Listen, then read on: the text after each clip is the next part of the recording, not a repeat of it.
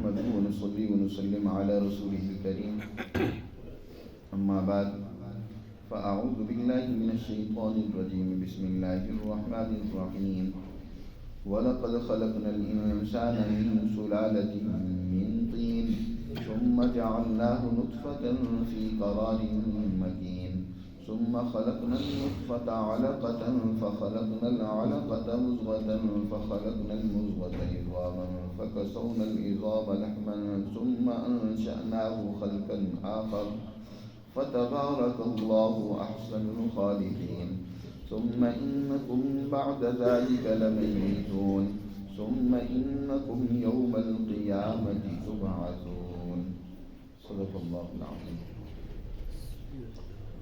یہ سورۃ المومنون کی آیات مبارکہ ہیں، آیت نمبر 14 سے لے کر آیت نمبر 16 تک۔ اس سورہ مومنون کے آغاز میں اللہ سبحانہ و تعالی نے کامیاب ایمان والوں کی بنیادی 5 صفات کا ذکر کیا ہے۔ سب سے پہلی صفت تو یہ ہے کہ وہ نمازوں کی خشوع خضوع کے ساتھ حفاظت کرتے ہیں، نمازیں بھی پڑھتی ہیں اور اپنی نمازوں میں خشوع اور خضوع کا خیال رکھتے ہیں۔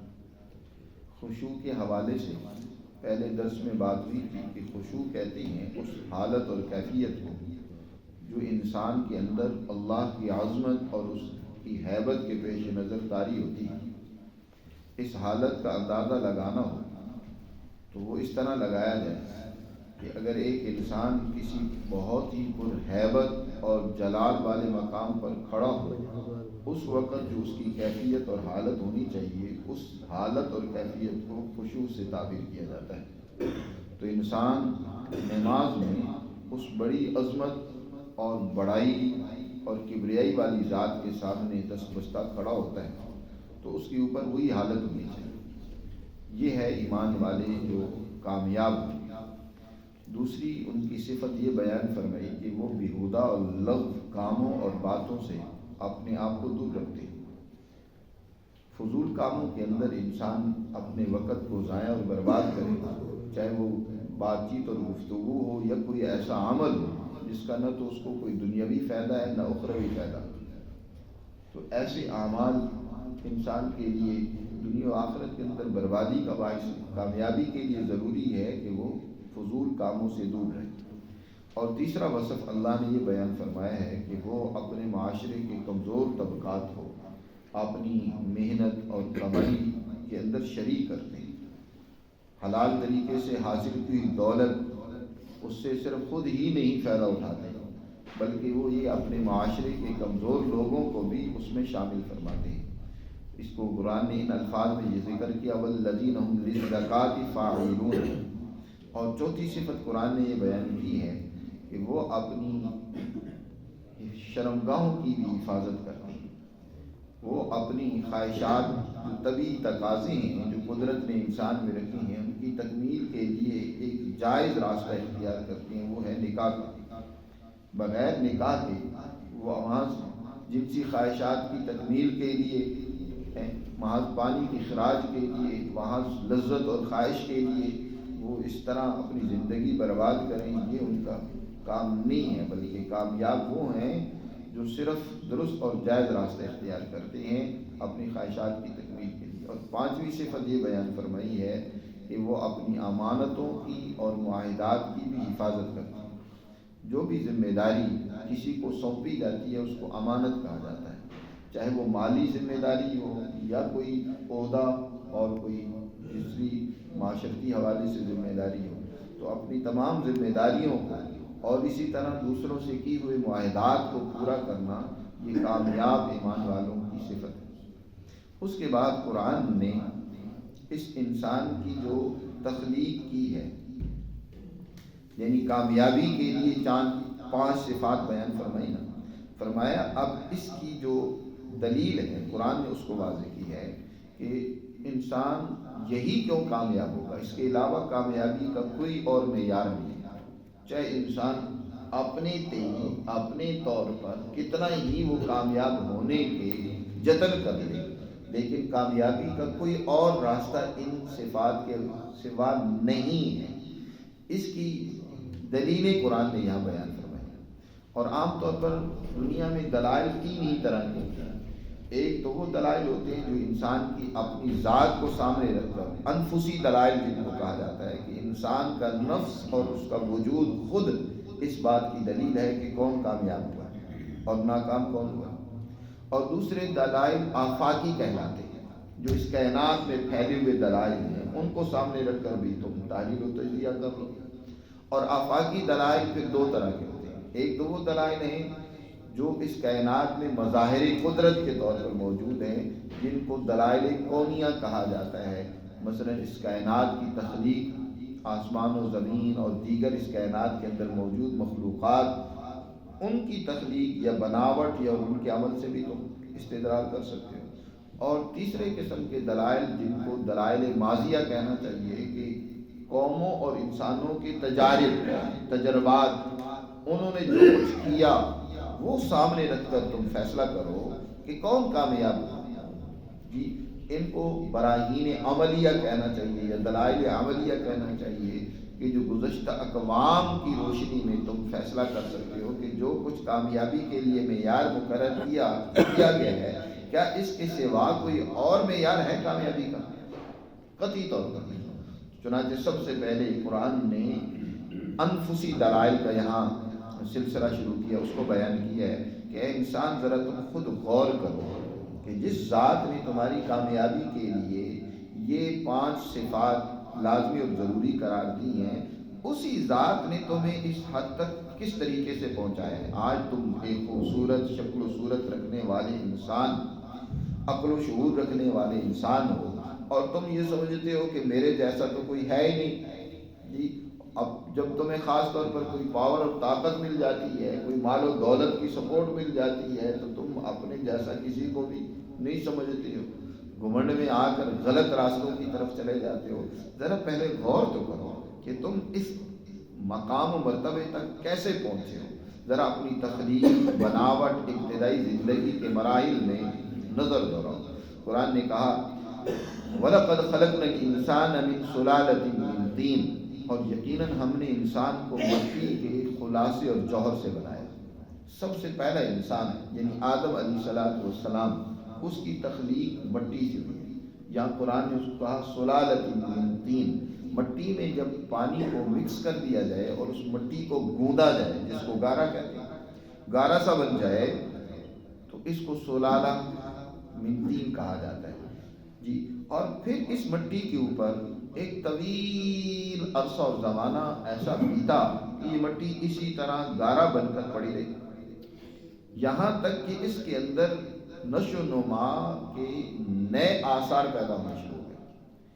آپ ویسے بھی مشاہدہ کرتے ہیں کہ جب مٹی کو گوندھ کر رکھ دیا جائے اور طویل عرصہ وہ پڑی رہے، تو اسی مٹی کے اندر ایک حیات اور زندگی کے نئے آثار یوں پیدا ہونے شروع ہوتے ہیں کہ کچھ چھوٹے چھوٹے کیڑے مکوڑے نکلنے لگ پڑتے ہیں۔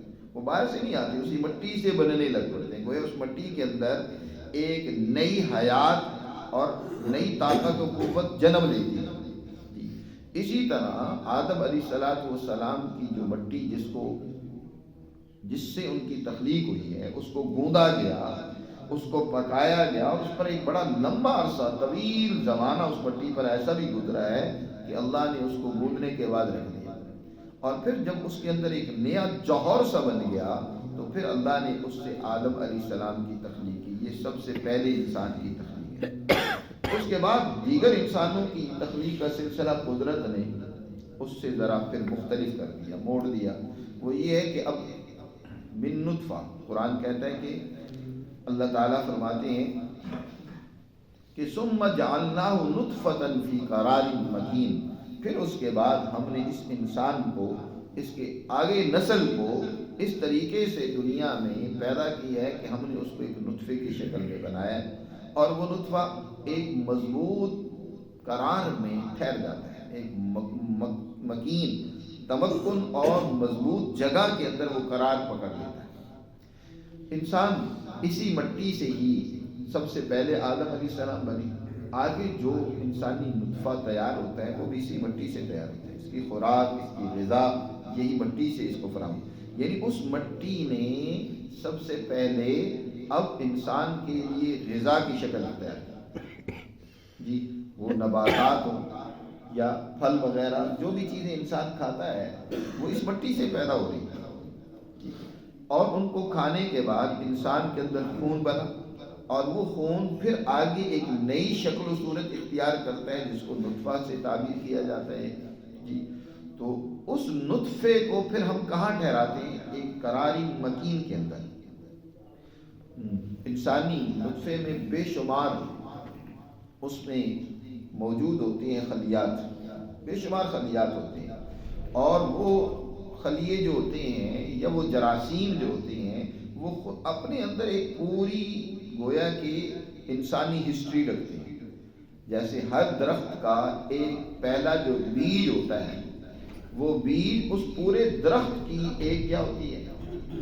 بنیاد ہوتی ہے، اس کے اندر پورا درخت موجود ہوتا ہے، لیکن جب اس کو ایک خاص ماحول ملتا ہے تو وہی درخت جو اس بیج کے اندر موجود تھا وہ اس سے نکل کر نمایاں ہونا شروع ہو جاتا ہے، بڑھنا شروع ہو جاتا ہے۔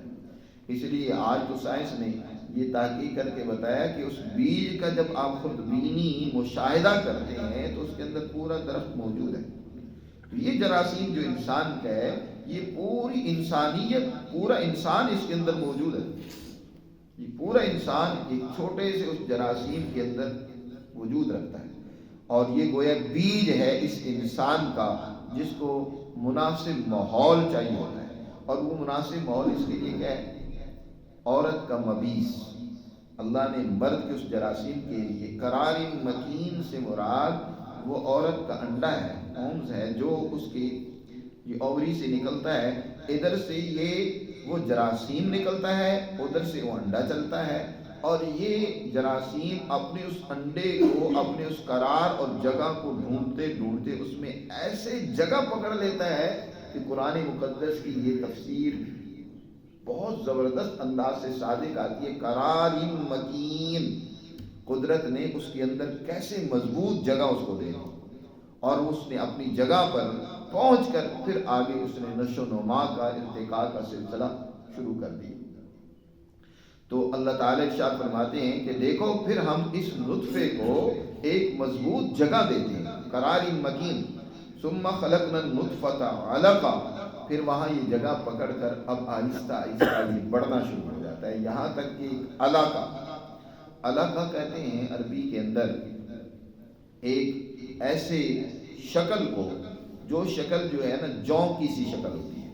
جوں جن لوگوں نے دیکھی ہے، پہلے زمانہ میں لوگ جو ہے نا اس جوں کے ذریعے سے فاصل خون بھی نکالتے تھے، یا اس کو دوسرا تعبیر یوں کر لیں جیسے جوتا نما، جوتے کی جیسے شکل ہوتی ہے، وہی جراثیم بڑھتے بڑھتے یہاں تک ایک جوتے کی شکل یا جوں کی شکل اختیار کر لیتا ہے، اس کو عربی میں علقہ کہا جاتا ہے۔ اللہ تعالیٰ ارشاد فرماتے ہیں کہ پھر ہم نے اس نطفے کو کس میں تبدیل کر دیا؟ علقہ، ثم خلقنا النطفة علقہ فخلقنا العلقة مضغہ، پھر ہم نے اس علقہ کو، اس منجمد خون کو جو ایک نال شمال نال نما تھا، ہم پھر اس کو مضغہ میں تبدیل کر دیتے ہیں، اس کی ایک اور شکل اور صورت بن رہی ہے جس کو قرآن نے یہاں مضغہ یا گوشت سے تعبیر کیا کہ وہ اس کے گوشت کی شکل اور گوشت، اس میں گوشت پوشت بننا اس میں شروع ہو جاتا ہے۔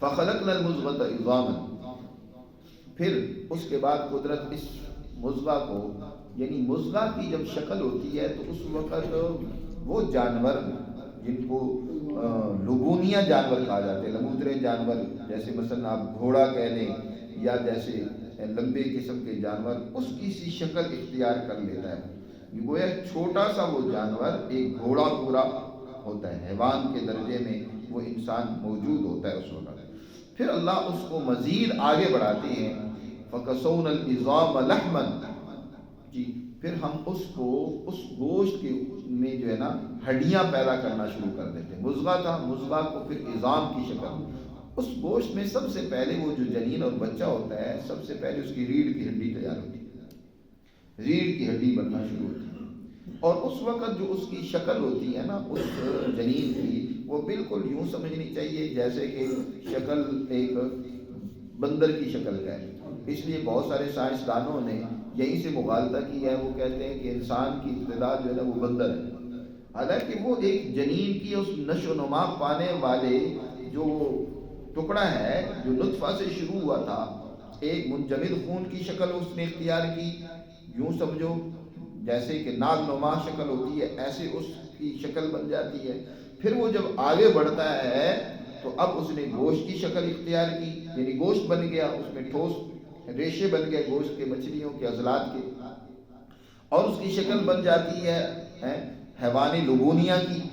اور پھر مزید وہ آگے ترقی کرتا ہے تو اب اس کی ہڈیاں بننا شروع ہو جاتی ہیں، اس گوشت میں ہڈیاں نمایاں ہونا شروع ہو جاتی ہیں. اور سب سے پہلے ریڑھ کی ہڈی وجود میں آتی ہے اور اس کی شکل گویا کہ ایک نئے شکل، آپ چاہے وہ بندر کی سی شکل کہہ لیں. یہاں تک حیوانات اور انسان وہ ایک جیسی ہی نشو و نما پا رہے ہوتے ہیں، لیکن اس کے بعد قدرت ایک بہت بڑا انقلاب پیدا کرتی ہے. فَقَسَوْنَ الْعِظَامَ لَحْمًا، بلکہ تیسرا مرحلہ بھی بیان کیا کہ فَقَسَوْنَ الْعِظَامَ لَحْمًا، کہ پھر ان ہڈیوں پر گوشت کی چادر مزید چڑھتی ہے، مزید گوشت پیدا ہوتا ہے ان کے اوپر. اور پھر ثُمَّ أَنشَأْنَاهُ خَلْقًا آخر، پھر اللہ ارشاد فرماتے ہیں کہ ہم اس کو ایک نئی مخلوق، ایک نئی شکل، ایک نیا ڈیزائن، ایک نئی صنعت کی صورت میں اس کو ہم ظاہر کرتے ہیں. یہ انسان کی شکل و صورت ہوتی ہے کہ اب یہ انسان ان سے بالکل الگ نمایاں ہونا شروع ہو جاتا ہے، انسان بننا شروع ہو جاتا ہے جی. اور اس انسان کی حالت جو ہوتی ہے وہ اس وقت بالکل پورے جنین کی، بچے کی بن جاتی ہے. یہ مختلف مہینوں کی صورت میں، یہ پہلے 2 مہینے میں تقریباً وہ بچے کی شکل بالکل بن جاتی ہے. پھر اس کے بعد اللہ اور اس کی قدرت جو ہے اس بچے کی ایک ایک پلک اس کو درست کرتے ہیں، یہاں تک کہ اس کے خاندانی اثرات جو ہوتے ہیں وہ اس پر نمایاں ہوتے ہیں. یعنی پھر اس کی ایک ایک پلک، آنکھ اور اس کی جو ایک ایک چیز ہے اس کے اندر قدرت پھر نقش و نگاری کرتی ہے. اور پھر وہ ایک جو بچہ ہمارے سامنے کوئی باپ کی مشابہ ہے تو کوئی ماں کے ساتھ مشابہت رکھتا ہے، خصوصیات بھی الگ الگ خاندان کی اس میں اللہ پیدا کر کے پھر اس کو دنیا میں ظاہر کرتے ہیں. فَتَبَارَكَ اللَّهُ أَحْسَنُ الْخَالِقِينَ، پیدا کرنے والے اللہ سبحانہ و تعالی سے بہتر پیدا کرنے والا کون ہو سکتا ہے؟ کیسی بابرکت ذات ہے جس نے اس انسان کو کس طرح مختلف مراحل سے مٹی سے اٹھایا غذا کی شکل میں، اور پھر اس غذا کو کیسے نطفہ، کیسے علقہ، کیسے مضغہ، کیسے عظام اور کیسے لحم سے گزارتے ہوئے فَتَبَارَكَ اللَّهُ أَحْسَنُ الْخَالِقِينَ. احسن الخالقین. دنیا میں ایجادات انسان بھی کرتا ہے، لیکن وہ ایجادات جو کرتا ہے نا اس کی مثال یا نمونہ پہلے موجود ہوتا ہے، اس کا مادہ اور مٹیریل پہلے موجود ہوتا ہے، اسی میں رد و بدل کر کے ایک نئی تخلیق کرتا ہے. اس لیے اس کو بھی ایک درجے میں موجد یا خالق کہا جاتا ہے. لیکن اللہ سبحانہ و تعالیٰ کی ذات تو وہ ہے کہ جس نے بغیر کسی اس کے مادے کے موجود ہونے کے ایک وجود دیا، وہ بدیع ہے اور وہ سب سے بہترین خالق ہے. اس لیے کہا فَتَبَارَكَ اللَّهُ أَحْسَنُ الْخَالِقِينَ. لیکن یہ زندگی تمہاری بن گئی، اب کیا بس تم ہمیشہ اسی طرح رہو گے؟ نہیں، تمہاری زندگی میں ایک نیا دور بھی آئے گا، اور وہ کیا ہے؟ ثُمَّ إِنَّكُمْ بَعْدَ ذَلِكَ لَمَيِّتُونَ، پھر یقیناً تم نے اس کے بعد موت کا مزہ چکھنا ہے. اس زندگی کو تم سے چھین لیا جائے گا، ایک نئی زندگی تمہیں دی جائے گی، وہ زندگی تم سے لے لی جائے گی. یہ زندگی تم سے چھین لی گئی تو کیا اب جب یہ زندگی لے لی گئی تو انسان ختم ہو گیا، فنا ہو گیا، مٹ گیا؟ نہیں، قرآن نے آگے اس کی بھی وضاحت کی. ثُمَّ إِنَّكُمْ يَوْمَ الْقِيَامَةِ تُبْعَثُونَ، پھر تمہیں دوبارہ ایک نئی زندگی دی جائے گی جس کو بعث بعد الموت کہتے ہیں. پھر اس زندگی میں اس زندگی کا حساب و کتاب ہوگا. تو یہ تمہاری اپنی زندگی، اس میں غور و فکر کرو، اللہ کی صنعت کو دیکھو، اللہ کی اس قدرت پر تم غور کرو کہ اس قدرت نے کس طریقے سے تمہیں بنایا ہے، تو اب اس نے بنا کر ایسے چھوڑ دیا۔ افحسبتم، اسی رکوع اسی صورت کے آخر میں اللہ نے فرمایا نا افحسبتم انما خلقناکم عبثا، کہ ہم نے جب تمہیں بنایا ہے، پیدا کی ہے اور اس طریقے سے بنایا ہے تو تمہیں ہم نے عبث اور بیکار بنا دیا کہ بس اپنی مرضی اور خواہش کے مطابق جیسے چاہو زندگی گزاریں۔ نہیں، تمہیں ایک مقصد، ایک ویژن، ایک نصب العین دے کر پیدا کیا گیا ہے۔ اب اس کے تحت زندگی گزارو گے تو کامیابی ملے گی، وگرنہ ناکامی، وگرنہ رسوائی ہوگی۔ اور وہ جو بعد والی زندگی ہے، یہ تمہاری رسوائی، ناکامی، بربادی کا صحیح فیصلہ تو اس وقت ہونا ہے، کامیابی کا فیصلہ بھی اسی وقت ہونا ہے کہ اصل کامیاب کون انسان ہے۔ وہ وہی کامیاب ہوگا جو ان صفات کا حامل ہوگا جن کو قرآن نے اس سورہ مبارکہ کے سب سے آغاز میں بیان کیا، پہلے بیان کی ہے۔ اس کے بعد دوسری دلائل کو قرآن نے ذکر کی ہے، اس پر انشاءاللہ ان درس میں بات کریں گے۔ اللہ ہمیں سمجھ